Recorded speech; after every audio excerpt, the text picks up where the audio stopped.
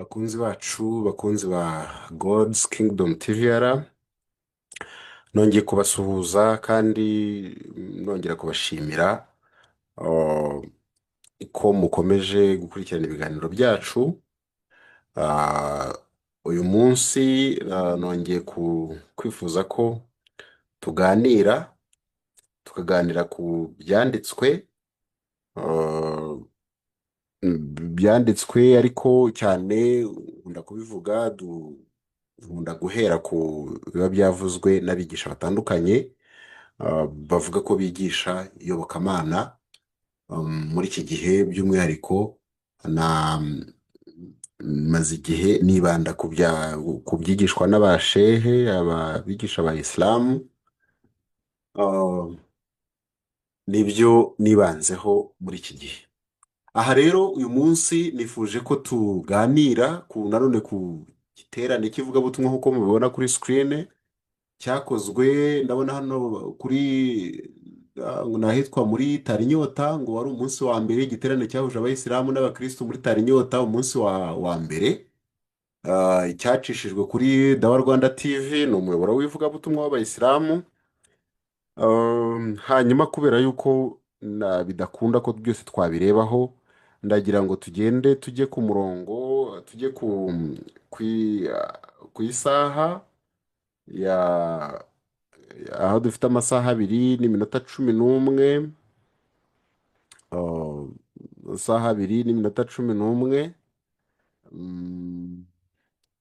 n'amasegonda 59, 11 n'amasegonda 59 niho nshaka ko turebaho. Ntacyo, reka njye hano, hanyuma tuze kumva ibyo uyu munsi batubikiye aba bashehe, noneho tuze kumva, dukoreho komantere. Imana ibahe umugisha. Nahaza uhazane. Reka dusome Abakorinto ba mbere 15:12. Sawa. Ariko ubwo abantu babwiriza ibya Kristo, Kurikira hano Oscar. yuko yazutse, yuko yazutse. Bamwe muri mwe bavuga bata yuko nta uzuka. Niba nta uzuka, na Kristo ntarakazuka Kabisa. Guys, mwihangane gato nsubize inyuma ho gatoya, kuko habarimo baravuga ku byo kuzuka, kandi umurongo yatanze ntabwo nari nkukabucarinze neza, ariko bari bavuze ko ari mu Bakorinto, ndumva ari urwa mbere rw'Abakorinto. Reka nsubize inyuma twumve. Oscar, ibyo ni byawe. Ibyo ni byawe Oscar. Ariko kusema Yesu amekufa juu ya dhambi yetu.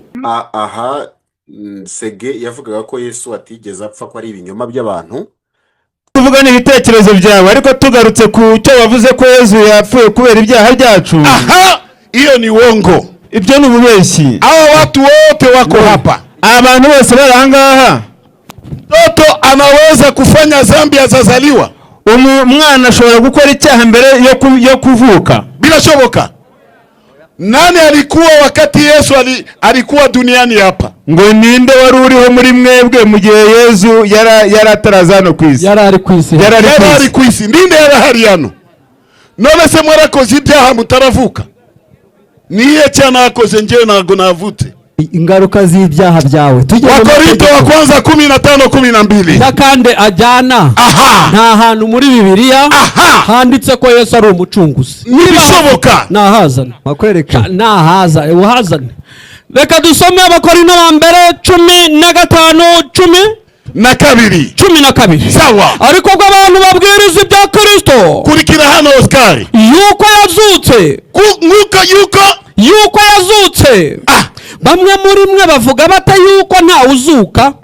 Niba nta uzuka, na Kristo ntarakazuka Kabisa. kandi niba Kristo atarazutse, ibyo tubwiriza ni iby'ubusa. Kabisa. Kwizera kwanyu kuba kubaye kubusa. Kabisa. Ndetse natwe, Ngwiki. ariko sindimo nje, tuba tubonetse ko turi abagabo bo guhamya Imana ibinyoma, kuko twayihamije yuko yazuye Kristo witazuye. Takbir. Allahu Akbar. murabyemera aya magambo? Nayasubiza. guys ndagira ngo urebe kano kantu, reka nsubize inyuma kugira ngo ubyumve ugereranye n'aya magambo hano. Yasomaga ku murongo wa kangahe? Ku murongo wa 15. Umurongo wa 15 naha yasomye ngo ndetse natwe tuba tubonetse ko turi abagabo bo guhamya Imana ibinyoma, kuko twayihamije yuko yazuye Kristo uwitazuye. Bagarukiye hano naha bagejeje basoma, ni ukuvuga bavuze yuko ibyo Pawulo yavuzemo hano, ibyanditsemo hano ari uko baba bayihamije ibinyoma, ngo bavuga yuko yazuye Kristo uwitazuye. Bitari byo, bitari ukuri na gatoya, kuko murabibona ko hano umurongo ugize gute, urakomeza. Mwihanganeho gato ngibe, ariko nashaka kubiselectinga kugira ngo buri wese abashe kubyibonera. Ngaha basomye aya magambo yonyine gusa, hanyuma haravuga ngo niba abapfuye batazuka bagira gute, barakareka, sibyo? Ngo ndetse natwe tuba tubonetse ko turi abagabo bo guhamya Imana ibinyoma, kuko twayihamije yuko yazuye Kristo uwitazuye. Hano akavuga ngo niba bapfuye batazuka. Mu yandi magambo kuntuza icyo Pawulo yavugaga ni uko yavugaga yuko kimwe mu bigomba kuduhamiriza yuko Kristo yapfuye ni uko abapfuye n'ubusanzwe bagira abapfuye bazuka. So uramutse uvuze yuko uramutse uvuze ugarukiye hano, uba ugize gute, uhinduye inyigisho irimo hano. So ibu ni uburyo abayisilamu bose bagira gute, bakoresha basoma amagambo, ntibagire gute, ntibayakomeze. Murabona ko hano Pawulo arakomeza akavuga ngo niba bapfuye batazuka na Kristo ntaragira gute, ntarazuka. Kandi niba Kristo atazutse, kwizera kwanyu ni kugira umumaro, ahubwo muracyari mu byaha byanyu. Kandi ibi mubyumve, ni ukuvuga ngo iyo guhakana ko Kristo yazutse byo ubwabyo uba uri mu cyaha. Niba abapfuye batazuka na Kristo ntarazuka, kandi niba Kristo atazutse, kwizera kwanyu ni kugira umumaro, ahubwo muracyari mu byaha byanyu. Kandi niba bimeze bityo, n'abasinziriye muri Kristo bararimbutse. Niba muri ubu bugingo Kristo ari we twiringiye gusa, tuba duhindutse abo kugirirwa impuhwe kuruta abandi bantu bose. Ariko noneho Kristo yarazutse, niwe muganura w'abasinziriye, kuko ubwo urupfu rwazanwe n'umuntu, niko no kuzuka kw'abapfuye kwazanwe n'umuntu. Nk'uko bose bokojwe gupfa na Adamu, niko bose bazahindurwa bazima na Kristo. Ariko umuntu wese mu mwanya we, kuko Kristo ari we muganura, maze hanyuma aba Kristo bakazabona kuzuka ubwo azaza. Nibwo imperuka izahera ko isohore, ubwo azashyikiriza Imana ubwami, ariyo Data wa twese, amaze gukuraho ingoma. Ngibi murabibona ko aya magambo ari clear, ariko ndaje tunagire tuze no kuyasoma tuyasubiremo. Ngaha reka twumve hano Sege, ndagira ngo ngasubiremo rwose ibi bintu mubyumve, wumve uburyo aba bantu bagenda bahindura ibyanditswe, ku buryo umuntu udafite amakuru kuko yibwira kuko babivuze, ariko kuri kuba kugize gute, kuvuzwe. Reka mwumve. Ninde wari uriho muri mwebwe mu gihe Yesu yari ataraza hano ku isi? Yari ari ku isi. Ninde yari ahari hano? None se mwarakoze ibyaha mutaravuka? Niye cyane akoze, njyewe ntabwo navutse. Guys, anavuze kuri kiriya kintu avuzeho, sinzi abayisilamu, ariko nuko nyine ni abanyabinyoma. Yesu yaravuze ngo Satani niwe se w'ibinyoma. Ntabwo bishoboka ko abantu bose bayisilamu, uhereye kuri Muhammad, uhereye kuri Allah, bose babeshya. By the way, Allah nawe muri Korani muvuga yuko ko ari he is the best deceiver. The best deceiver ni nawe ngo washutse Iblis, ari we bita Satani. Muri Korani birimo. Birimo. Okay, nuza Sege avuze yuko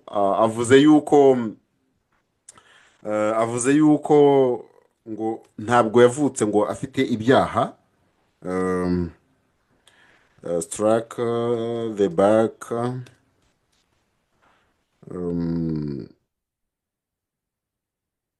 and black. Reka nkure gutya nandike mibi, murebe ibyo ara yavuze ngo ubwo yagiraga gute, yaremaga yaremaga adamu. Reka turebe, dukore search adamu. Reka turore created Adam, tuze kureba niba ibyo nshaka nza guhita mbibonamo. Bishobora gutindaho ukuntu kubera ko narabibabwiye, ibintu bya isilamu ku kubishakishamo ukabibona bisaba gushiruka ubute, ntabwo ari gushakisha nk'uko bisanzwe byoroshye. Bigiye bihishe mu ntuza nyinshi cyane. Reka ndore ko ninandika mwenda aya magambo yonyine nza kubibona. God created Adam when he created this track and okay, ngibi hano.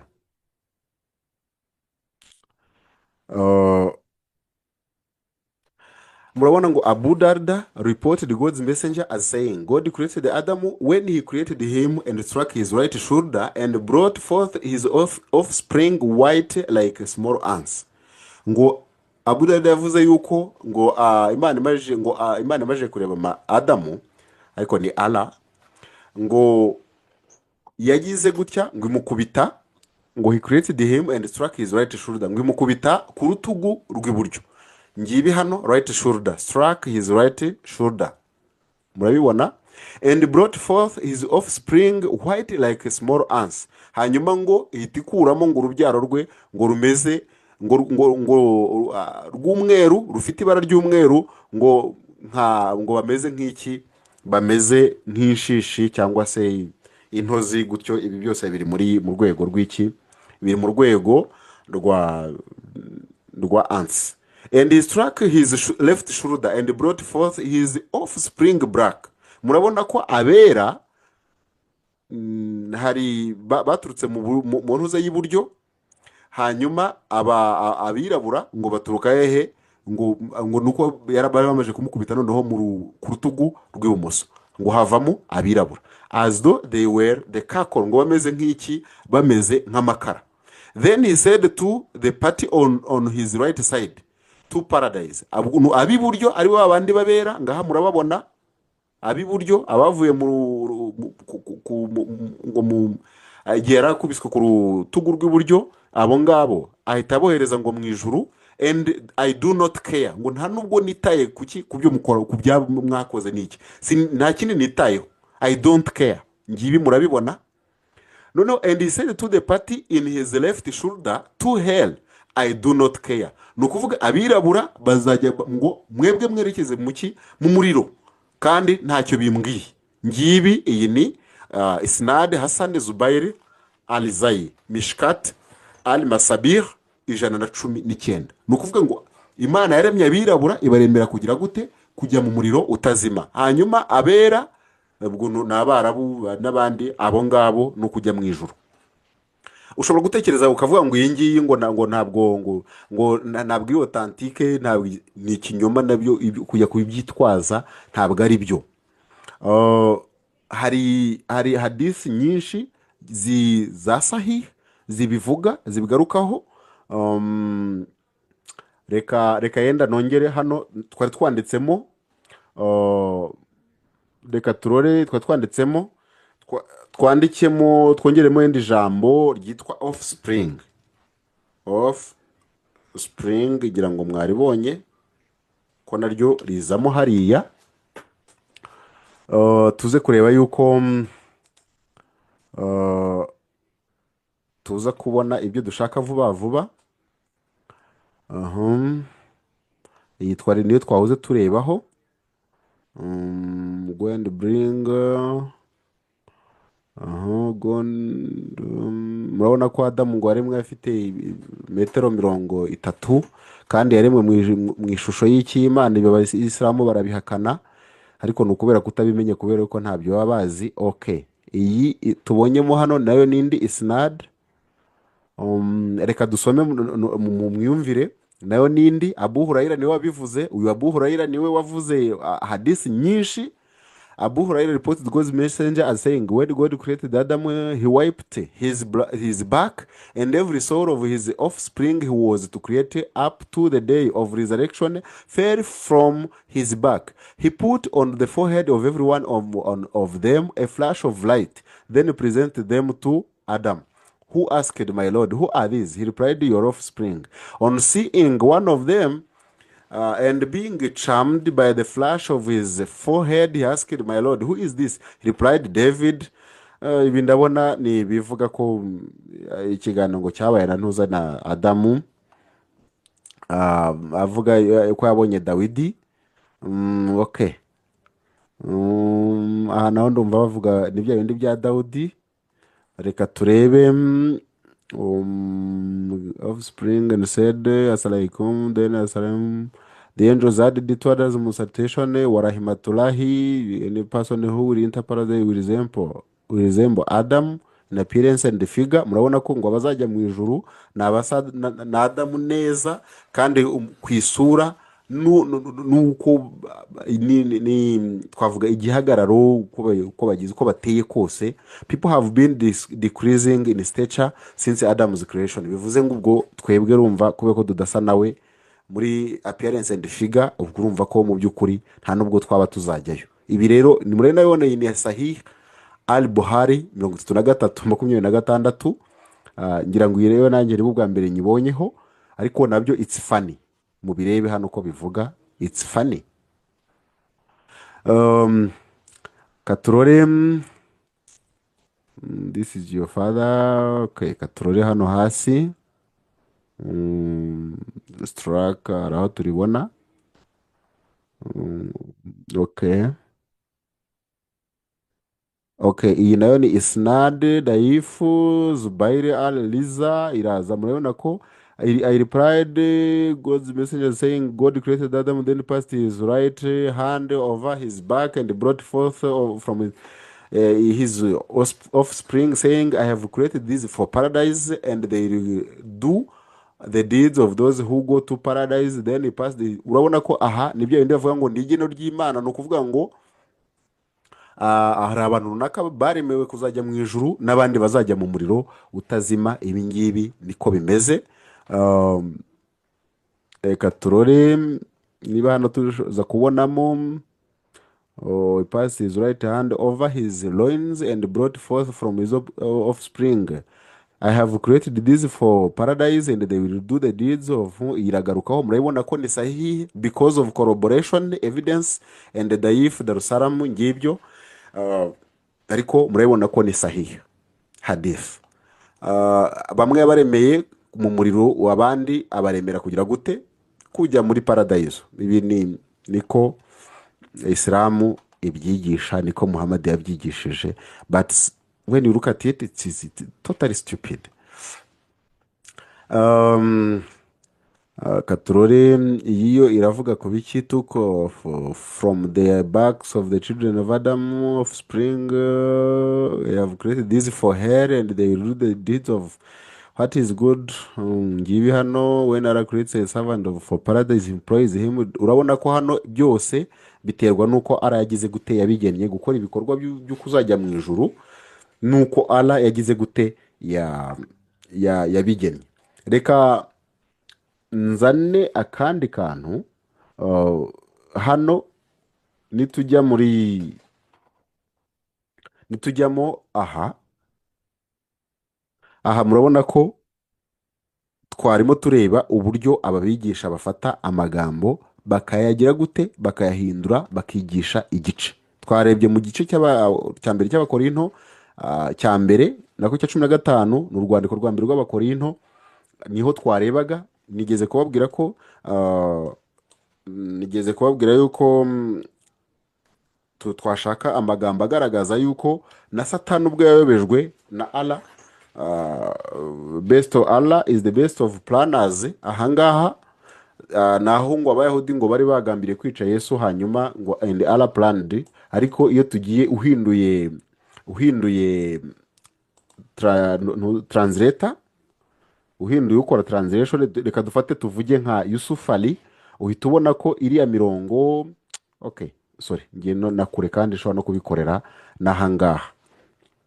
Reka mfate yenda tujye kuri dufate Yusuf Ali, Yusuf Ali dufate yenda Sahi International, twongere dufate yenda Pixar, yenda twandikemo Deceiver, best Deceiver.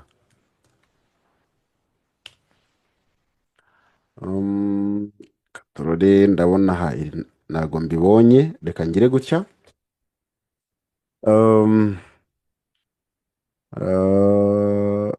Allah by the Deceiver, by the Deceiver. Okay, hano turabona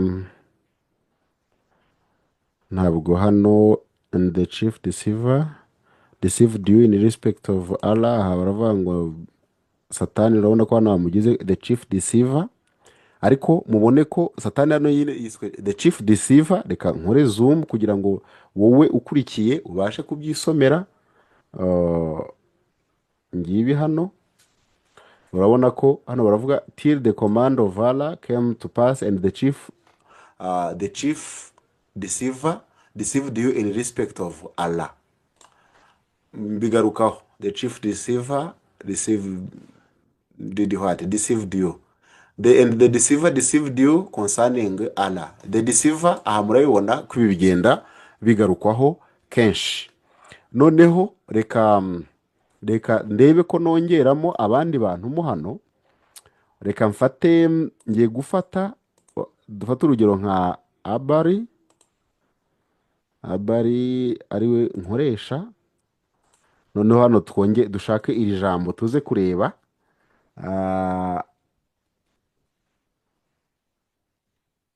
And let know the chief deceiver. Hano ni handi batwereka ko Satani yitwa the chief deceiver.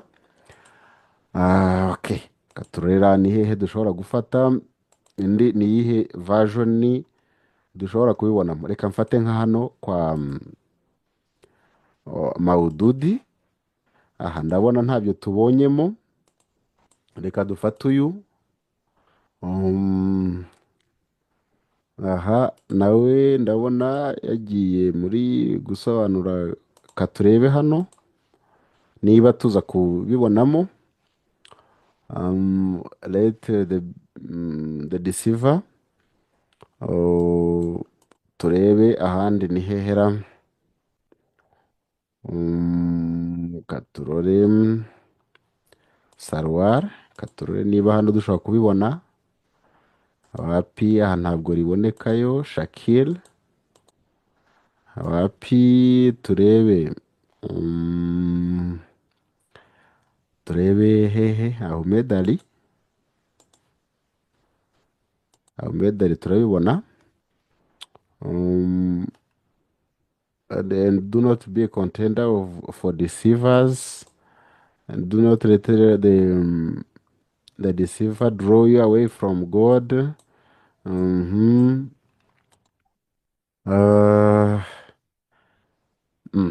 Ko mbona hano mbibuze. Okay, reka nkore gutya. Reka turore adapt you, deceived you about God. Okay, hano ndabona iyi version ntabwo mbibonye. Sorry for taking too much time. Katurore Allah. Itani Allah. Wapi, ntabwo birimo. Daria Badi naryo ndumva namukoreshejeho nawe. On behalf of okay, reka turebe. Reka nshyiremo Hilary and Khan. Hilary and Khan nandikemo hariya twanditse best planner. Allah is the best planner. Murabibona hano. ngibi bigarukamo no muri sura ya munani aya ya 30. And Allah is the best of the planners. By the way, he is included. Hano hano urabona ko agize gute, aravanzwe n'abandi, arabangikanijwe. Ntacyo, reka turebe, tugiye kujya kuri aya magambo, tujye kureba ijambo ry'icyarabu rigize gute, rivugwa hano. Ijambo ry'icyarabu rikoreshwa ngiri hano. Reka dukore translation yenda dukoresheje reka dukoreshe the best what, Allah the best of planners. Reka mpere hano nkore translation, the schemers. Murabibona ko iri jambo rikoreshejwe hano noneho ni the schemers, ni ukuvuga ni nk'aho wavuga ko ari umutekamitwe. Ni aya magambo nzanye ngerageza gute kuyakorera translation nkoresheje ntuza y'iki y'icyarabu. Ariko ibi dushobora no kubifata, reka aya magambo nyaterure, reka nyaterure. Okay, hano reka nyafate hano kugira ngo mwumve nimpera hano ibyo baduhereza. The best of schemers. Turamutse dushyize muri Google Translate, Google Translate, reka mfate urugero ngiye hano, dushyire mu cyarabu, ngaragaze ko ururimi nkeneyemo ni icyarabu, Arabic. Ngiye hano, ahandi nshyire mu cyongereza, the schemers. Reka dufate undi murongo baduhaye ni uwuhe, the best of planners ni 8:30. 8:30 naryo ni ijambo rigize gute, rihera. Niyo nahera hano, reka mbifate ibi duhindure dushyire mu cyongereza. Allah is the best what. Reka duhere hano,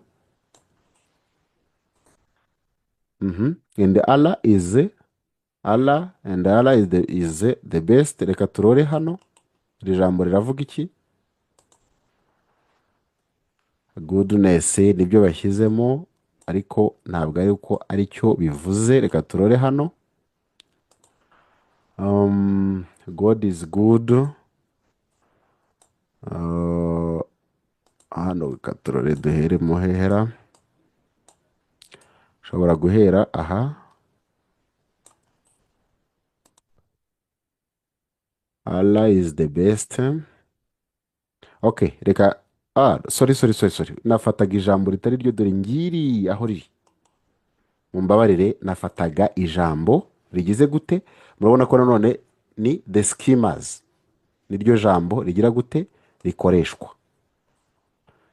Sorry, guselectinga kubera kumenyera ibisanzwe, nakoreshaga ntuza itariyo. So Allah is the best deceiver. Reka twandikemo irindi jambo, twandike misguide. You misguided me. Iyi ni Iblis wabivugaga.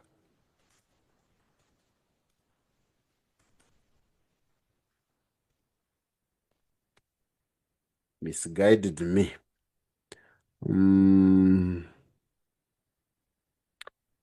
Misguided me. Ntacyo, reka nshyiremo Iblis. Ndumva uyu ari ryo akunda gukoresha.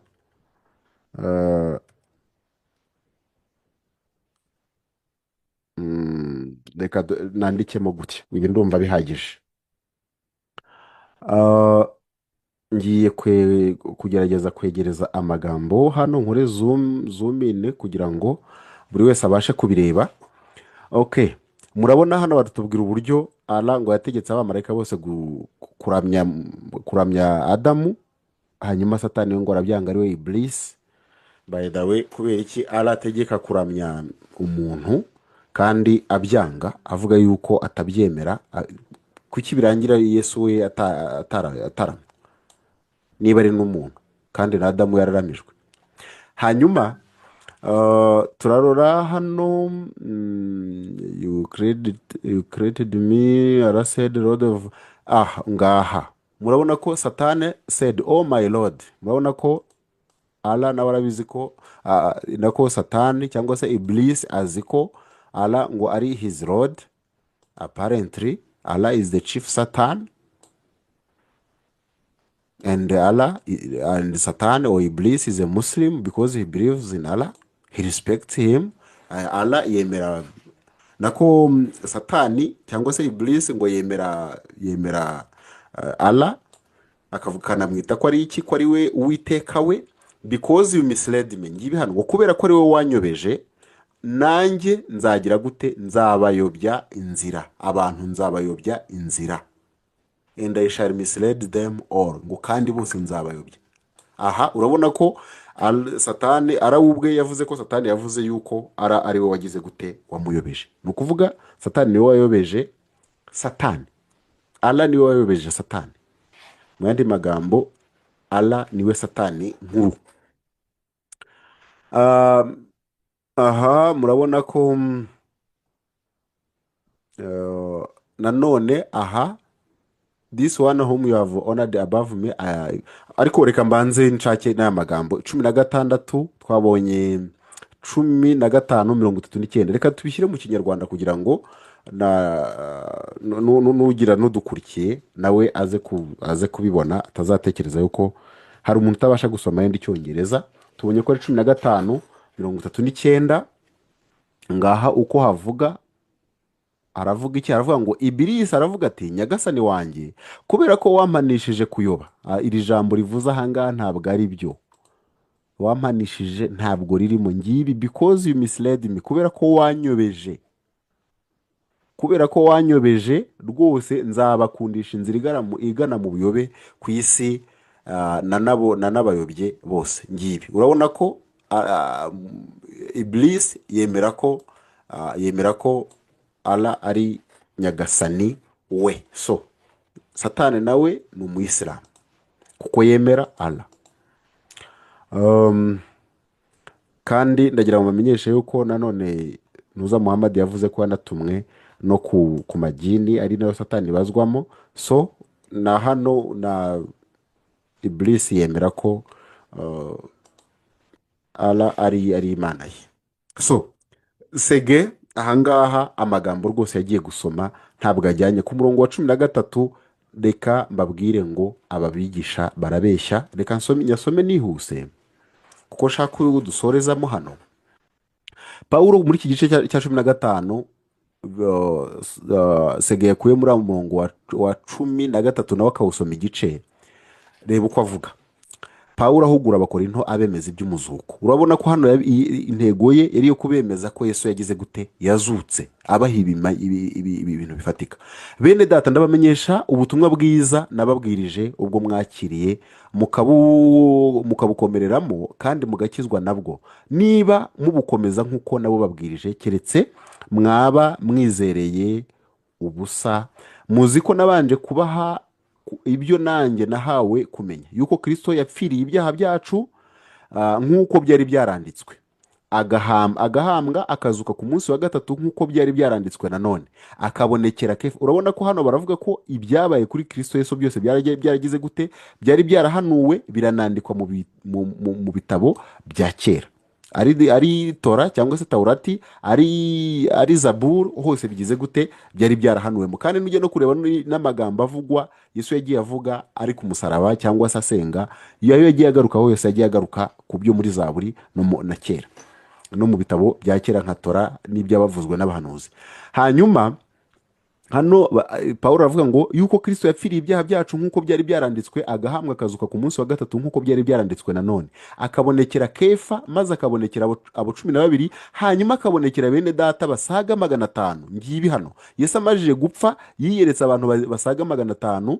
Ngo aha Paulo abivuga aravuga ngo muri abo abenshi baracyariho n'ubu, ariko bamwe barasinziriye. Gusinzira hano nuko bamwe baba bavuze ko bamwe bapfuye. Yongeye kubonekera Yakobo, abonekera n'izindi ntumwa zose, kandi nyuma ya bose nanjye arambonekera ndi nk'umwana w'icyenda. Kuko noroheje hanyuma y'izindi ntumwa zose, ndetse ntibinkwiriye ko nitwa intumwa, kuko narenganyaga itorero ry'Imana. Ariko ubuntu bw'Imana nibwo bwatumye mba uko ndi, kandi ubuntu bwayo nahawe ntibwabaye ubw'ubusa, ahubwo nakoze imirimo myinshi iruta iya bose, nyamara si jye, ahubwo ni ubuntu bw'Imana buri kumwe nanjye. nuko rero ari jye cyangwa bo, ibyo nibyo tubabwiriza, namwe nibyo mwizeye. ariko ubwo abantu babwiriza ibya Kristo yuko yazutse, aha niho sege yatangiriye, ngo ariko ubwo abantu babwiriza ibya Kristo ko yazutse, yuko yazutse, bamwe muri mwe bavuga bate yuko ntawuzuka? Niba ntawuzuka, na Kristo ntarakazuka. kandi niba Kristo atazutse, ibyo tubwiriza ni iby'ubusa, no kwizera kwanyu kuba kubaye ukubusa. ndetse natwe tuba tubonetse ko turi abagabo bo guhamya Imana ibinyoma, kuko twayihamije yuko yazuye Kristo uwitazuye. ahangaha niho bagarukiye. ariko icyo Paulo yavugaga, yaravuze ngo kuko twayihamije yuko yazuye Kristo uwitazuye, niba abapfuye batazuka. urumva ko ashyizemo niba abapfuye batagira gute, batazuka. arakomeza aravuga ngo niba abapfuye batazuka, na Kristo ntarakazuka. kandi niba Kristo atazutse, kwizera kwanyu ntikugira umumaro, ahubwo muracyari mu byaha byanyu. urumva ko kutizera ko Kristo yazutse ni icyaha, uba ukiri mu cyaha. Abayisilamu kuba muhakana ko Kristo yazutse, muri abanyabyaha. simple as that. Bibiliya hano niko ibivuze, si ngewe ugize gute ubivuze. rero reka uyu mwanya nsoreze hano, tuzakomeza mu kiganiro gitaha. ndumva nzabigarukaho, nanagaragaze ibyo Sege akomeza avugaho, ari kugira ngo bidufashe. sinshaka ko dutinda cyane.